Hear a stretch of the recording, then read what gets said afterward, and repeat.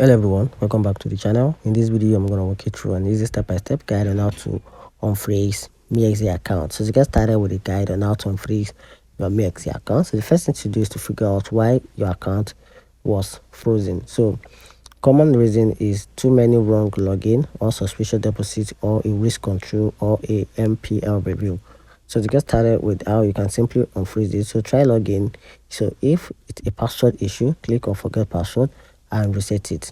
So if it say account restricted or under risk control, move to the next step, which is to go to the help center in the MEXC app, then open the app, tap on home, then more. From there, use the help center, then look for risk control removal, then request to fill a form. Then on the step 4, you can also use the live chat support on the MEXC website. So go to www.mexc.com, then scroll down and start a live chat to talk to any support directly from one of their support directly. And also you can submit a document if needed. So be ready to upload your ID photos and explain your situation, especially if they flagged for AML or a large transfer.